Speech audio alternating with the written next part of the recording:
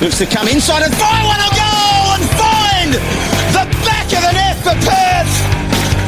And the Azzurri have come back from 2 goals down to tie it up. Cue the celebrations for the Azzurri. Yeah, welcome to the Perth SC podcast. Great to have you with us once again. Another big week at the mighty Perth Soccer Club. Hopefully you're doing okay on this bit of a colder, wetter week, isn't it? So hopefully you can sit down with maybe a nice warm cuppa and maybe take in a little bit of what's been happening around the club for the next little while. Big thank you as always to Lydia Fiore and the team at the Panorama Club, Perth's premier private members club and luxury workspace, and also Camera House in Leederville, your go-to destination for the Leederville and wider Perth creative community, providing expert advice and a comprehensive range of photography and video equipment. Plenty to get through on this episode. We're going to have a chat with the main man on camp, President Jason Marocchi. He's going to join us in just a little while. We're going to delve into plenty that's been happening around the club, maybe a little bit of a season thus far assessment so far from the president. We'll delve into a few other things, including maybe some of the plans for the immediate and long-term future of the Perth Soccer Club. So an important chat to come. Make sure you stick around for the entire episode. Before we get into it, of course, a few notices from around the club. We like to let everyone know what is going on. Of course, the 200 Club raffle is back. Tickets, of course, are $200, which goes towards sponsoring the club. And, well, as I said last week, it might be a sound little investment because you might walk away with $3,000. So, if you want to get involved in that, tickets are also include your 2026 membership and a spot at our exclusive function before our last home game of the season, our 200 Club function. That is all happening against Olympic Kingsway, our last home game of the season, right down here at Dorrien Gardens. So for more details on that, see someone from the board or alternatively give the office a call, or you can visit perthsc.com.au for more details. Another big event that's coming up is our club quiz night. Our annual club quiz night is happening on Friday, August the 8th. And, we're asking all teams to prepare a table for a bit of a night of fun, tables of 8 and some great prizes on offer, and always a good bit of fun. Maybe test a little bit of your trivia. I'm sure there'll be plenty of football questions in there just for good measure as well. So a good bit of fun, all happening on Friday, August 8th. To book your table, visit perthsc.com.au. Make sure you check out the latest edition of the Perth SC membership email, which goes out each and every week, letting everyone know what is happening around the club. We've also got our wine fundraiser, and we're continuing our wine fundraiser this season with our key sponsor in Borello Vineyards. Big thanks to everyone down there at Borello's. Each six-pack sold raises money for the club to reinvest in our football programs. You can make your orders via the website, and a bit of an exclusive on here for our members on the Perth SC podcast. Use the code Perth Soccer Club at checkout and you'll receive the club discount there. So, a really good initiative there. Big thanks to everyone down there at Borello's. And also, if you're having an event, you got something coming up, maybe a bit of a corporate event, it might be a wedding, it might be whatever it might be, a birthday party or a celebration of some kind, you can also get in touch with the club. It is one of Perth's premier rectangular community sporting venues. Obviously, the home of Perth Soccer Club. It's a central location. It can house 4,000 people. We've got the grandstand. We've got obviously the Rego room, the Finney room, plenty of great space.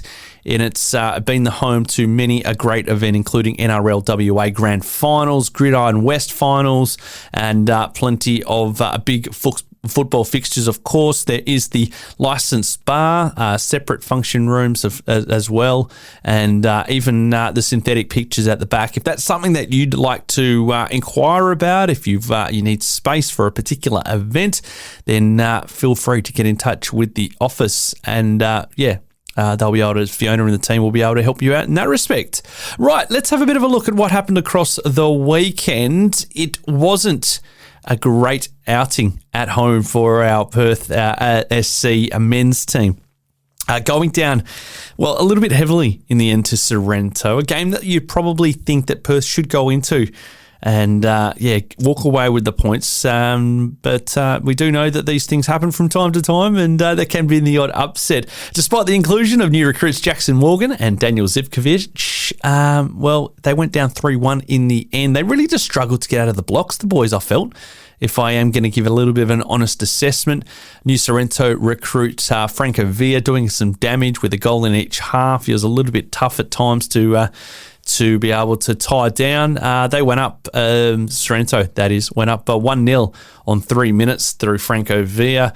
There was opportunities there for Banks, Kalla. O'Connor was in there at times. A little bit of a lifeline through David Ninkovic and that penalty, but it was pretty much all Sorrento, wasn't it? And, a bit of that screamer from Clay Gibbs, which certainly added to the confidence of the visitors throughout Saturday afternoon. So a pretty disappointing result for the Perth SC men's team. Final score there was Perth SC 1, Sorrento 3. A little bit of a look around the grounds, if I can, and I'll just bring this up for you now. So some interesting results across the weekend. Olympic Kingsway drawing 0-0 with a Perth Red Star. Floreat Athena going down 2-1 to Perth Glory. Balcatta, they had a big win, in fact, over Armidale. That was a 3-0 win for Balcatta. Bayswater City, they got over the top of the Western Knights 3-0, and the Stirling Lions a 2-1 win over Fremantle City. So what does that look like as far as the NPL men's table? Bayswater City lead the way. They currently sit 6 points clear of Olympic Kingsway. Perth Glory sit in third on 31 points. Perth Red Star on 25 points. Perth Soccer Club on 21 points. So a little bit of work to do for the boys to be able to scrape into that top four. Armidale in sixth after a couple of losses for them over the last few weeks. Stirling Lions in 7th, Western Knights in 8th, Sorrento in 9th, Balcatta in 10th, Fremantle City and poor old Floreat Athena on 4 points, yet to record a win for 2025. So there you go, a little bit of a snapshot of the NPL men's competition. Let's take a little bit of a look at our Perth SC women. What a result that was at the wet and windy Sam Kerr Football Centre on Sunday afternoon. Perth went into the fixture unchanged from their big win last week against Perth Red Star. Ella Lincoln, she led the line beautifully, coming away with a hat-trick from the match at the weekend. Sam Mathers opened the scoring, though, after around 15 minutes. Jess Flannery found Mathers to head home and open the scoring there. And, a little bit of a rare indirect free kick was awarded inside the area. We don't see that too often these days, do we? The Football West Academy just failing to clear their lines, and that helped Ella Lincoln to her first for the afternoon just before half time. The experience and the cohesion of Perth was just a bit too much. There was plenty of talent and quality all across the field, from Cassidy to McKenna, to Flannery, to McAllister, to Ella Lincoln, and it was McAllister that set up Lincoln, in fact, for her second at just 7 minutes into the second half. Flannery again turned provider for Lincoln to complete her hat-trick with 20 minutes remaining, and then it was pretty much just managed the game, and they did it beautifully, seeing out the match and recording that 4-0 results. And as Ben Gilby noted in his post-match report, that's 9 goals in 2 fixtures against the top 2 teams and a 6th clean sheet for keeper Dale Schroeder. Big thanks to Ben for putting those stats together each and every match for the Perth Soccer Club. But that's a hell of a stat, and they'll want to keep up those results, won't they, as we get into the next little while and coming weeks. So very much looking forward to seeing how that goes. But all in all, a couple of really big results. What it means is Perth currently sit top on 32 points, 1 point clear of second place now. Balcatta on 31 points. Both of those teams have a game in hand, and it is against each other. So a huge fixture to come and might be the making or breaking of each of those club seasons. So third is the Football West Academy on 30 points. Red Star is on 28, followed by Freo, Subiaco, UWA, and finally Murdoch Uni. So that is how it looks for our NPL women across the weekend there. For our 23s men, a 2-0 result. That was a fantastic result for our under 23s or our reserves. Lachlan Pugh on the score sheet there. Leo Vicoli also on the score sheet as well. For our 18s men, a 1-0 win thanks to a goal from Orlando Riccadello. Big congratulations there. And finally, for our 21s women, a narrow loss going down 3-2 to the Football West Academy on Sunday. Goals to Grace Warburton and Ruby Marshall. So there we have it, a little bit of news from our senior sides. And we'll look ahead to what we can expect in coming weeks. And this week is going to be another big round for many of our teams again. Right, we're going to take a very, very quick break. We are going to get into the first of our main chats. Jason Marocchi, he's going to join us next.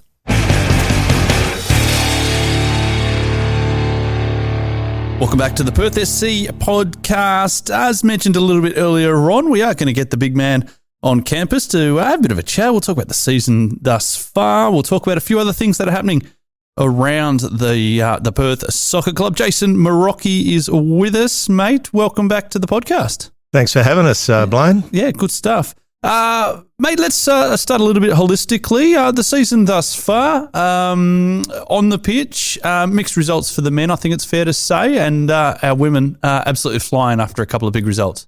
Yeah, absolutely. Firstly, before I get into that, I'd just like to thank yourself for all the good work you've done on the podcast this year. I think it's been fantastic to be able to showcase our players in particular, and it's good to see some of the shy ones come on, and I think most of them have got some really good stories in terms of where they come from and what they want from the football and that sort of thing. So big thanks to you, Blaine. I really appreciate it. Thank you, mate. Yeah. The second thing before I jump in as well, sorry for hijacking the interview, but I do want to congratulate Zach Garces, who is one of our under-23s players and is with the state under-16s over at the national titles or the Emerging Socceroos Championships.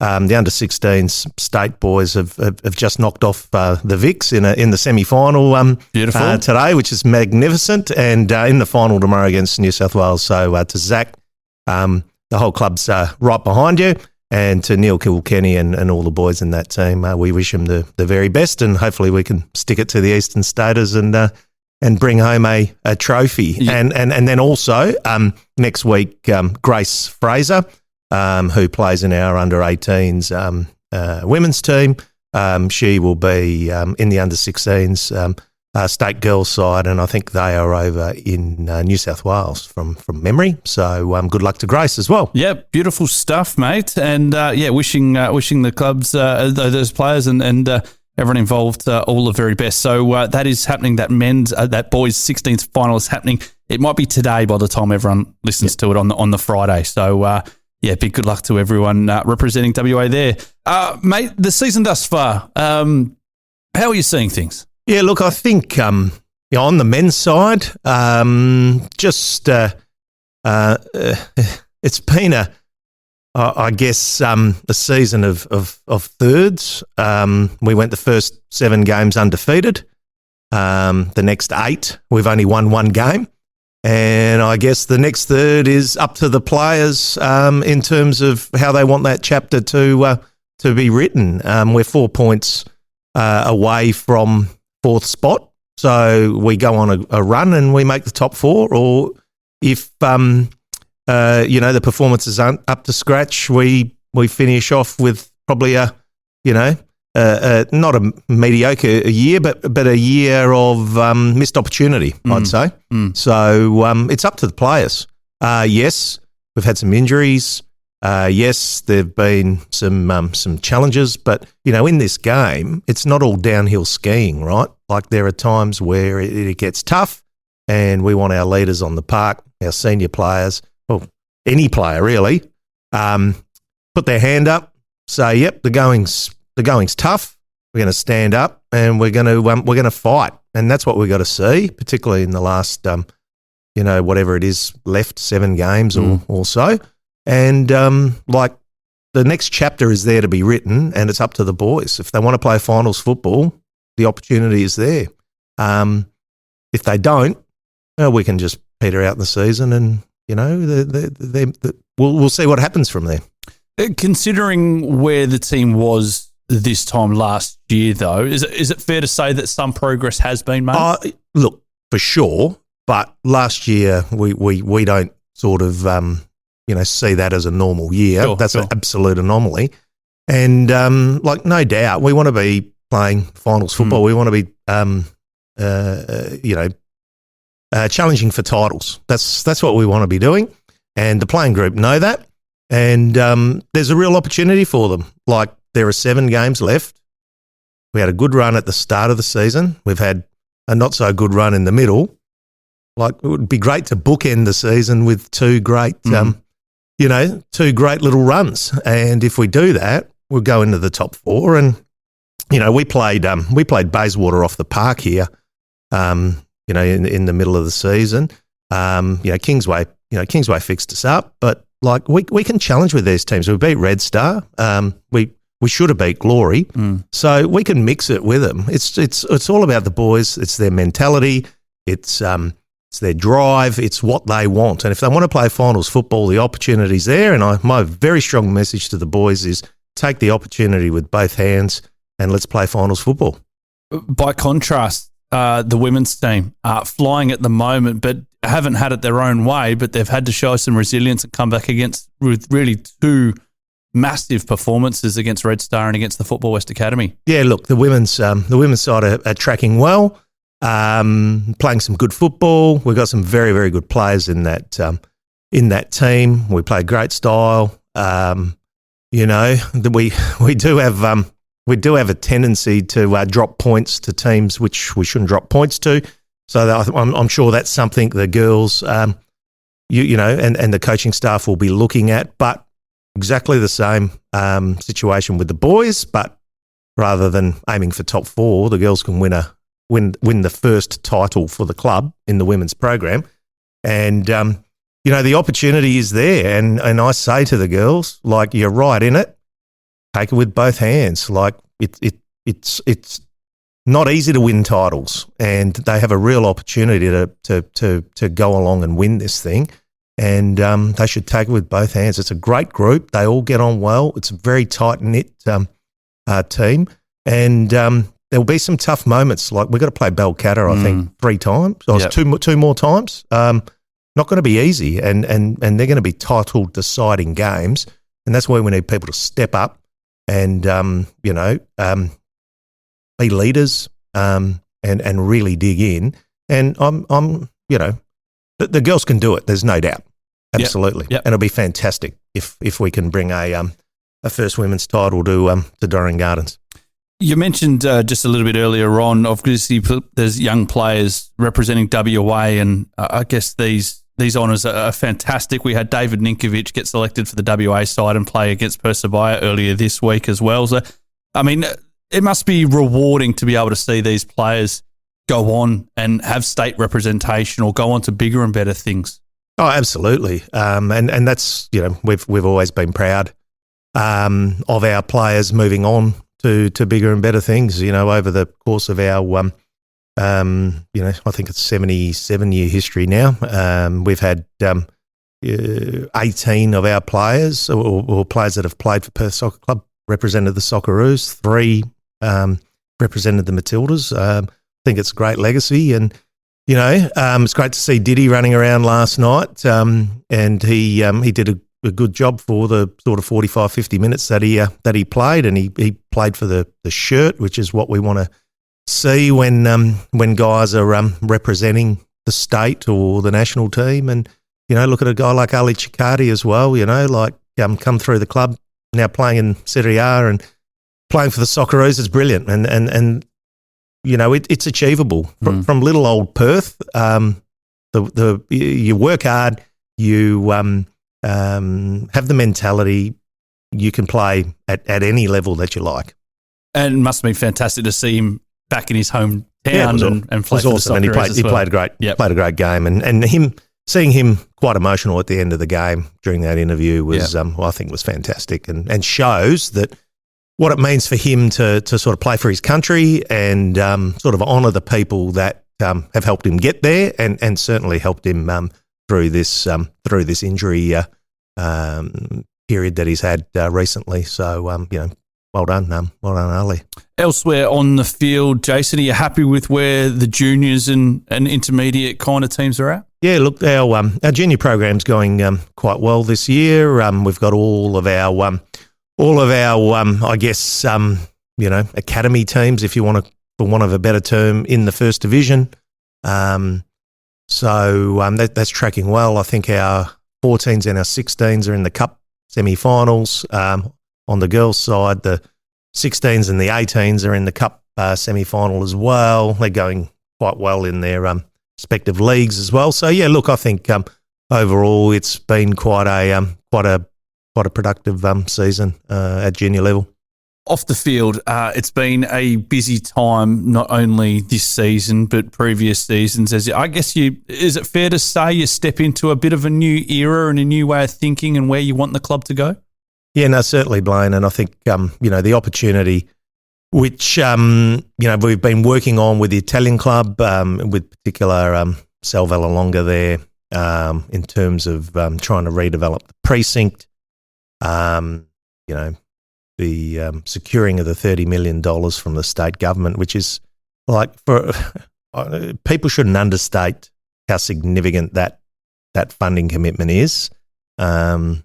Just to, I guess, as a reference point, that's the kind of money they put in the Sam Kerr football stadium. Maybe a little, they probably put a bit more, the cost overruns and the like there. So it's a significant investment, and it is it's a tribute to the Italian community that arrived here, predominantly after the war, and has helped make this country the kind of country that we enjoy today. You wouldn't be going to a nice Italian restaurant for a nice pasta or a pizza or whatever if the Italians didn't come to Australia. It's simple as that. So we're very proud of our heritage, and we think it's fantastic that it's being acknowledged by the government. So this redevelopment has provided an opportunity, and if we are to deliver on this project like we said we have, it we effectively co-locate with the Italian club. So it just makes absolute sense to go the next step further and actually amalgamate with the WA Italian club. And that's what the two boards are currently working on at the minute, Blaine. There's a subcommittee which comprises board members from each of the clubs, and we're working on, how that amalgamation would work. And the aim is for both clubs to, later this year, when we have our annual general meetings, to put proposals to our members to merge the two clubs. And, that'll be significant because our club was born out of the WA Italian club back in 1948. We did, come across the grass in the 60s and create our own, clubhouse here. But things move on, the times change, and it's time to bring the Azzurri back to the WA Italian club. And we are, working very, very hard on that in terms of drafting constitution and business plan and how things would work. But I urge all of our members to come to some of the information sessions that will occur over the next few months, understand the proposal, and ultimately we hope they will get behind the proposal because, it's in the best interests, and it will secure the sustainability of both clubs moving forward. What is that? I guess, what are some of the challenges do you feel there might be in getting this over the line? Well, I think there'll be some members who don't want it to happen, and that's, fair enough. It's a democracy, and that's what it is about to be a member of a club. You can have your say on the future of the club. So I think that'll be a challenge. In saying that, I think the majority of our members, just in the casual conversations that I've had with them, are very supportive. They see this as a once-in-a-lifetime opportunity to really, come in on the back of a significant government investment to, secure the future of our club and also the Italian club. We, in terms of the redevelopment, there's still some work for us to do. We've got the commitment from the state government locked into the state budget, which is brilliant. The state, we're working with the state to try and secure some funds from the federal government, because this is probably a project which is going to be around the $70 million mark. Sure. In terms of ensuring we have the piazza there and the car park and two pitches at Dorring Gardens and a new Italian club and a new grandstand and that sort of thing. So we're working very closely with the state on that. We'll see how we go. Hopefully we can have success there. So that's a challenge. And look, it's always a challenge when you integrate two organisations into one. There's a really great businessman who I've worked with very closely, who on a merger that we were going through in my sort of professional career, he said to me, Jason, people like either iced coffee or hot coffee, but everyone hates warm coffee. So it's really, really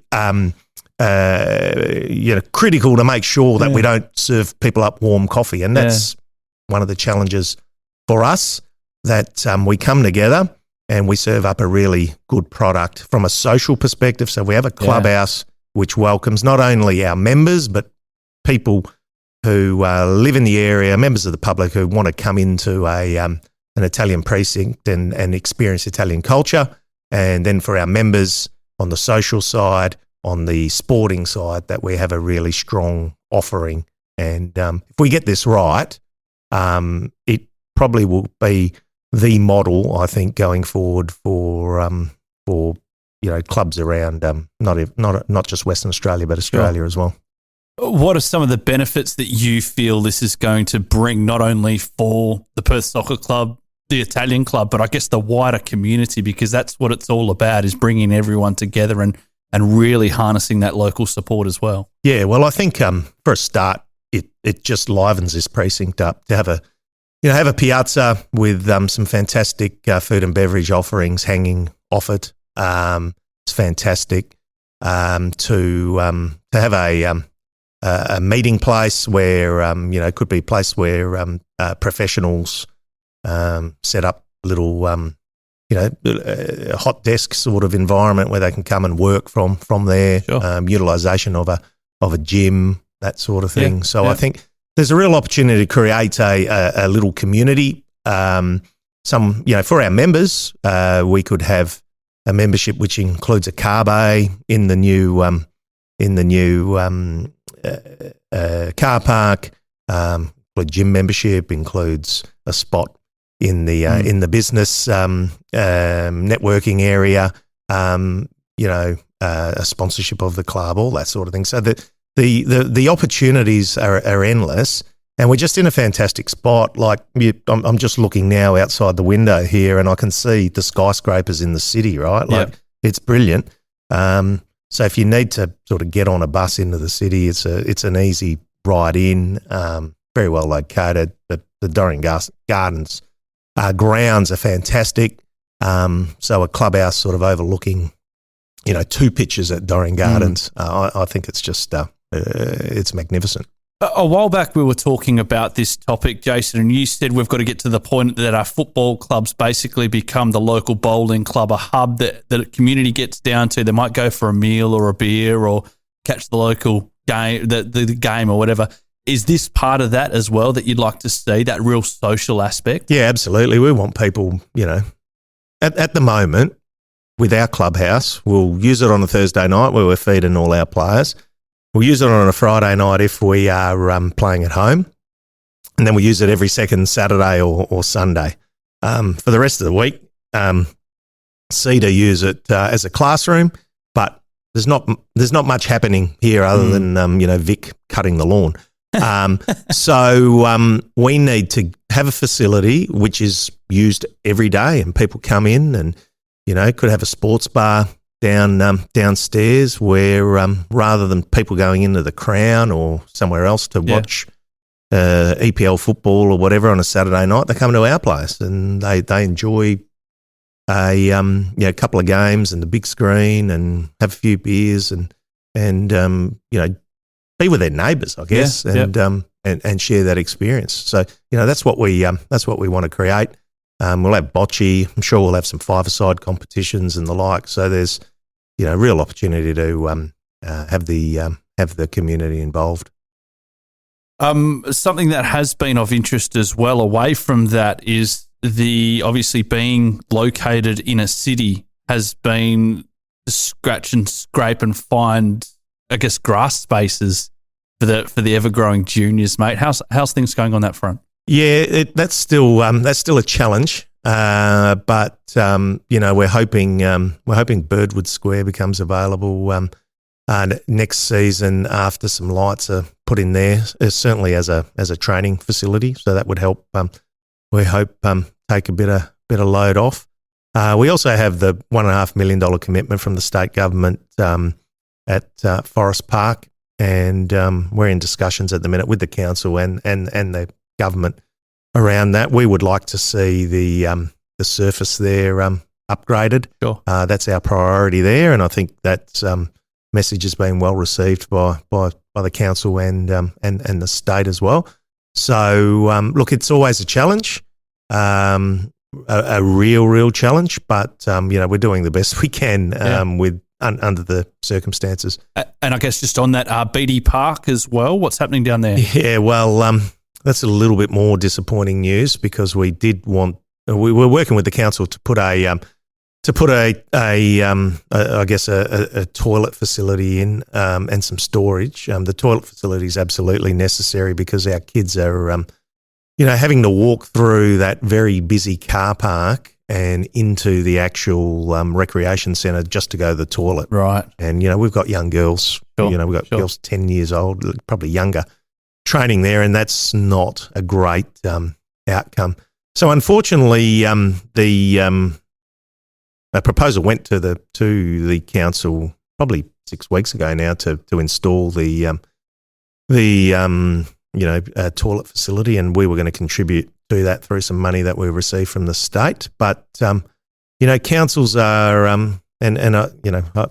mean this with the utmost of respect, but councils can make some very strange decisions, and someone on the council has decided that the toilet block needs to be architecturally designed. So it has been delayed, and we will wait to see what they come back with. But I think we might get an award-winning, toilet block at BD Park. Oh, and this is just I think we need to be really clear about this. And even from my perspective, I hear these stories all the time. It's not just in this particular council or a local area.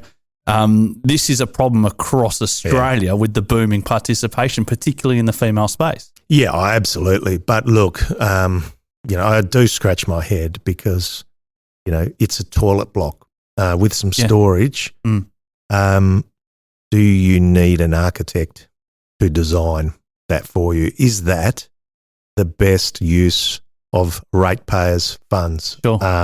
So, look, the City of Vincent have been very good. Yep. But on that one, I sort of tell it as it is, and that's a very strange decision. Jason, just before we let you go, mate, you've been very generous with your time.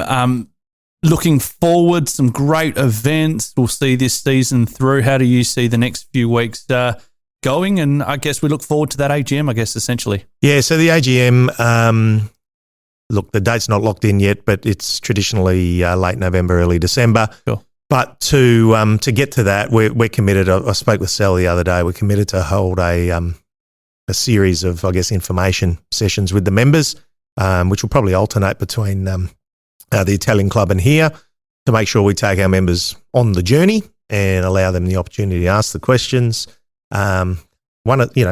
These things are quite interesting. Sometimes members have great ideas and something that we haven't thought of, and you go, well, that's fantastic. Let's take that and see if we can, develop it further and make it part of the precinct. So absolutely, we're committed to working with the membership to deliver this.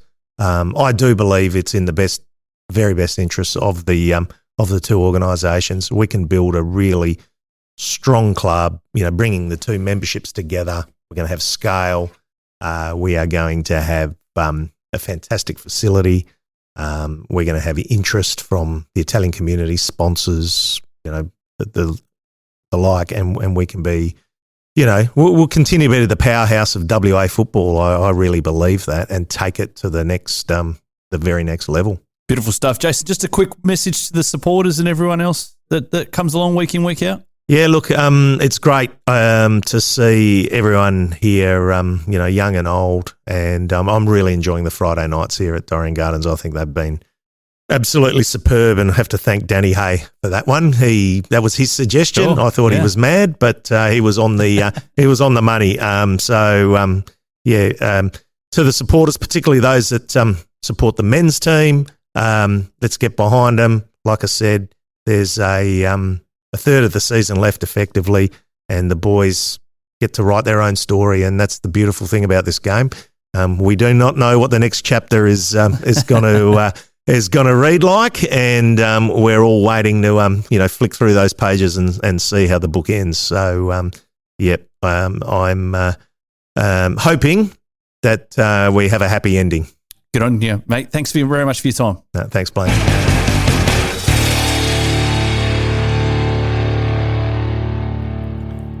Right, just about set to wrap things up. A quick look at the weekend for our NPL men's side. It is an away fixture at Floreat. That is happening on Saturday at 3 p.m. It is an easy one to get to down there at Floreat. It's a bit of a local derby, so make sure you get down there. Make sure you get behind the boys. Wear your colours. Make plenty of noise for the lads.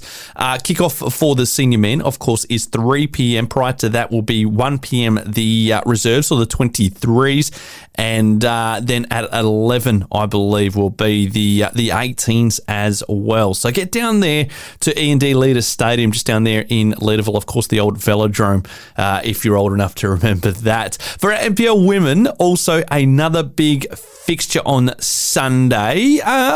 Pack the picnic lunch and head down to Hilton Park. That is all happening away to Fremantle City. So it is a little bit of a tricky one, isn't it? After two big results, I'm sure there's going to be a lot of focus on just keeping that concentration and not letting anything slip against Fremantle this coming weekend. So looking forward to that as well. And that one there is happening at let me see. That's happening at 3 p.m. on the Sunday. Prior to that, of course, the 21s women in action as well. So you can make a bit of a day of it. Head down to Fremantle and take that in down there at Hilton Park. All right, let's get set to wrap things up. A big thank you once again to Lidio Fiore and the team at the Panorama Club and also Camera House in Leederville. Don't forget to tell everyone about the Perth SC podcast, now available through Spotify, through Apple, and through YouTube. And if you can jump on your relevant platforms that you listen to us and, hit the review button, hit the rating button, give us a nice review, and that always helps spread the word of what is happening down here at the mighty Perth Soccer Club. Well, enjoy your football across the weekend, and come on, the Azzurri.